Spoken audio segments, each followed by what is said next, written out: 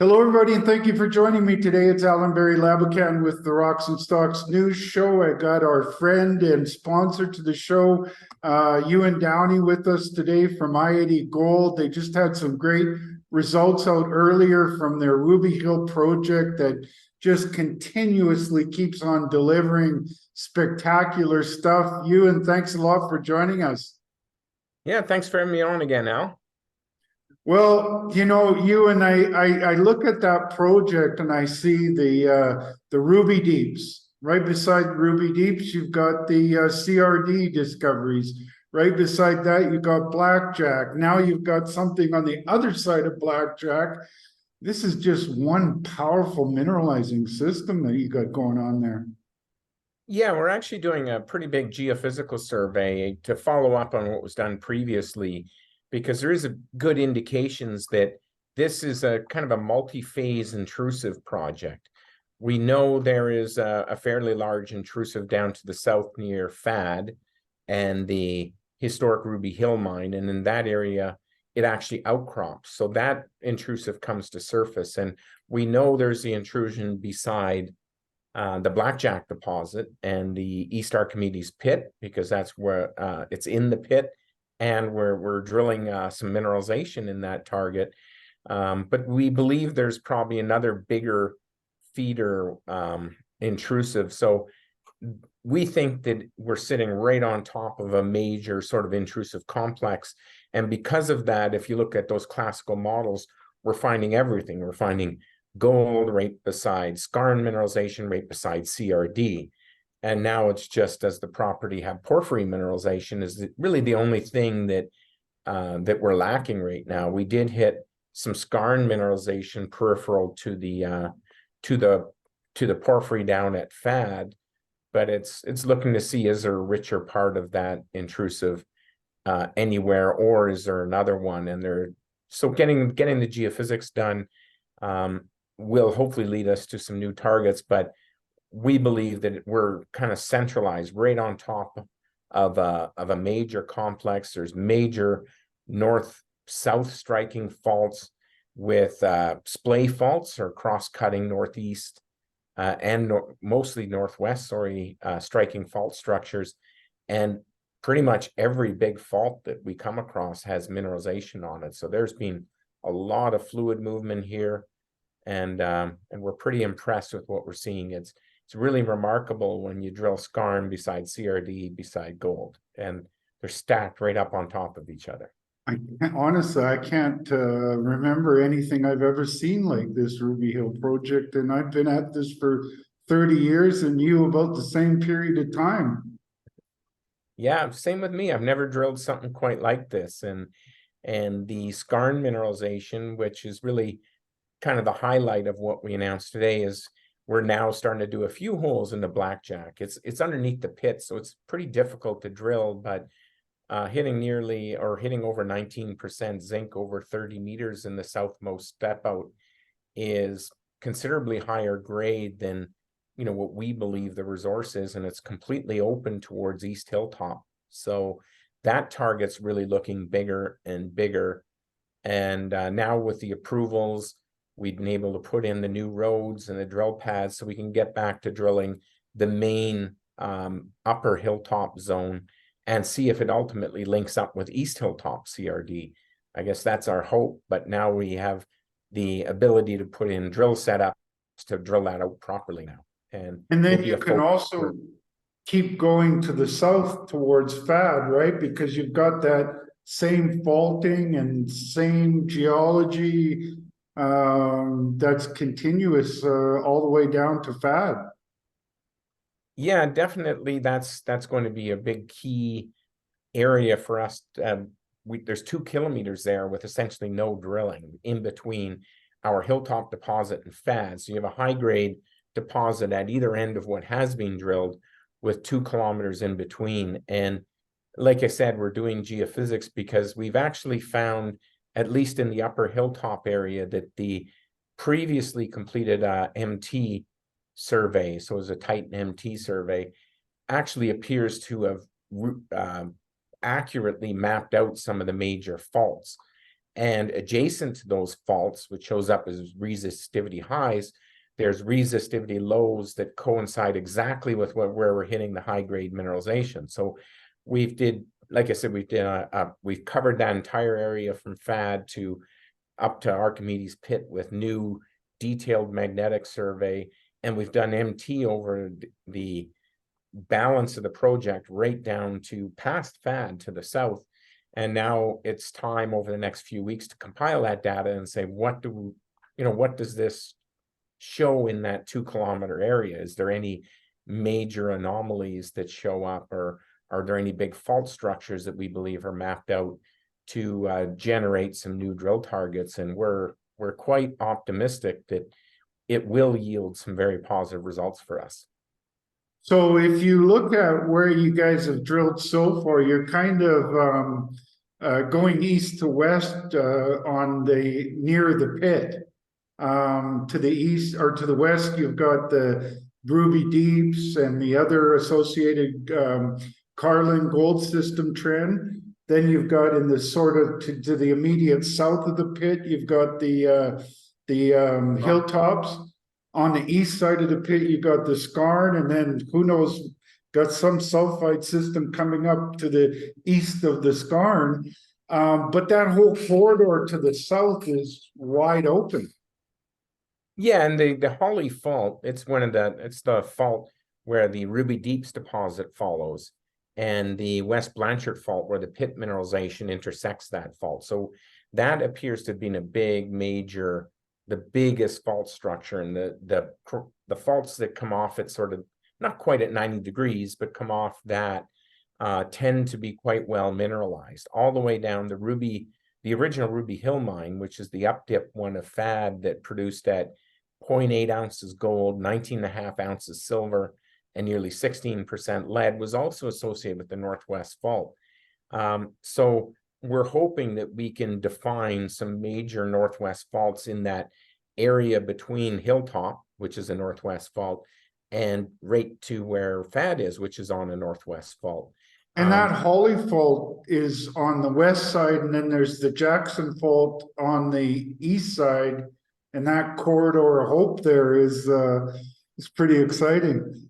Yeah, the current interpretation is the Jackson Fault comes down and converges with the Holly Fault before you get to FAD.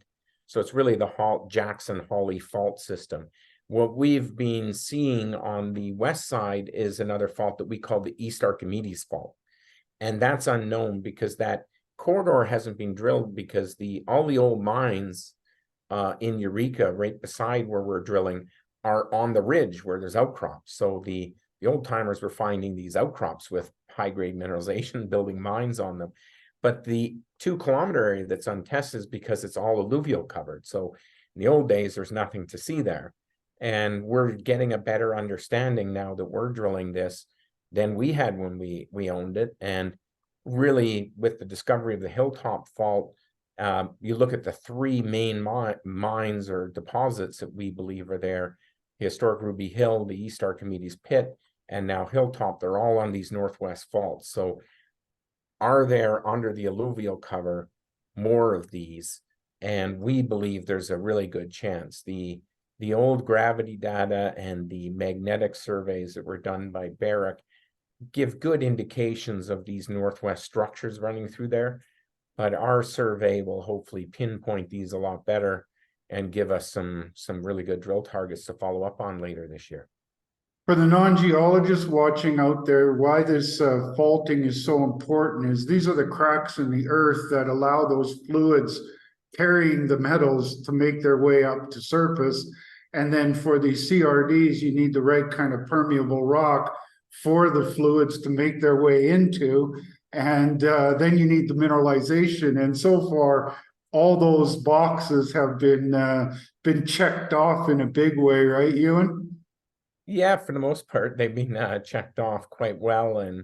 And I wouldn't say that we believe that every single fault will have mineralization, but there's a good chance if there are additional fault structures under the alluvial cover that are running there, they should be mineralized, because I said that Jackson-Holly Fault is on the east side, then we have the East Archimedes on the west, and all of the deposits, the newer deposits, are being found in that kind of between those two structures, and that's what we call the hilltop corridor, and really offers a very exciting targets. There is some historic homestake drilling that was done to the south, but they were pretty shallow holes. They were just looking for open pit mineralization, and a lot of those holes, so they drilled a portion of the hilltop corridor. They had it permitted 20 years ago or something to do some drilling in there, but they were doing very shallow holes. And what we're doing is, in our drilling, we're finding that it's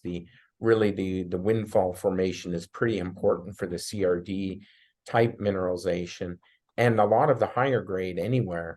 And none of those holes were drilled deep enough to intersect that. So seeing the gold in the upper rocks, like you see in those holes, really gives us some optimism that when we drill down into the right rocks below it, it should be even higher grade. And some of those holes are, 60 to 100 meters of 0.4 to 1 gram gold. So they're pretty good grade for heap leach.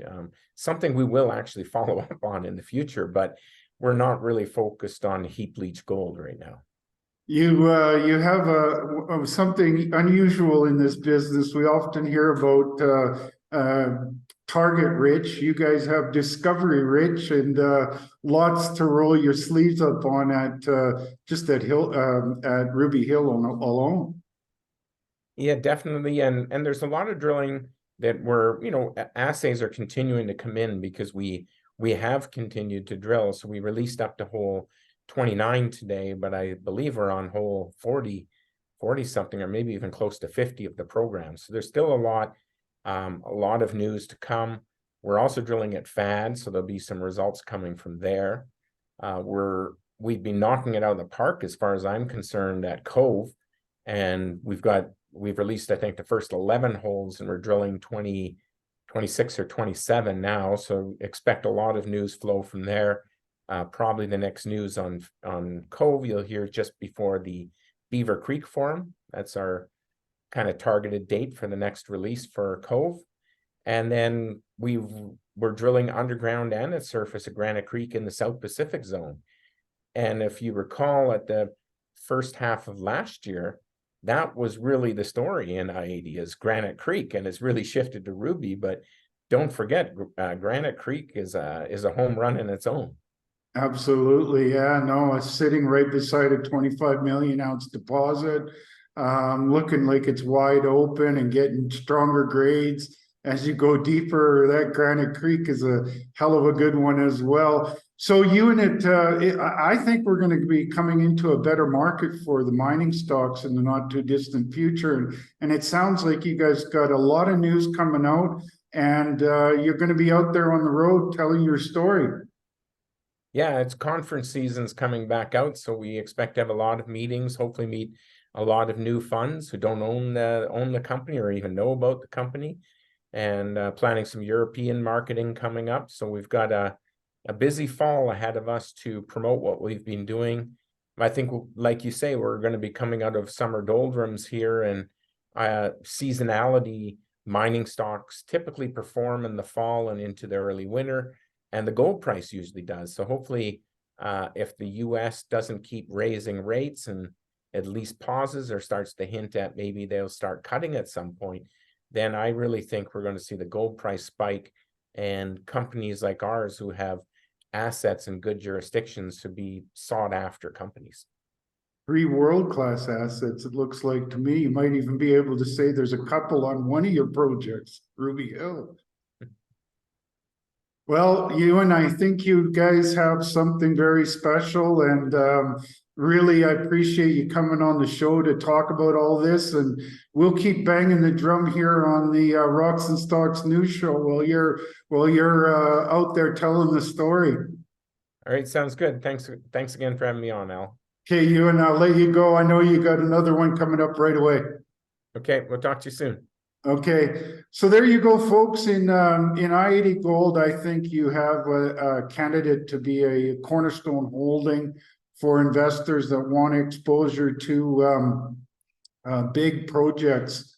And I think they've got the runway to create a very big mining company of the future. And that's not too far into the future. The results that they get from drilling at the Cove project, at Granite Creek, and at Ruby Hill are quite spectacular and consistent. And I think that that's where the future will continue. And as always, you know, my shows are for information purposes only. Important for you to speak with your financial advisors, do your homework, check out the company's website. You know, I mean to be a sort of a start of your due diligence, but of course, doing that homework with you and your financial advisors is important. On that note, have a great day, and we will talk to you soon.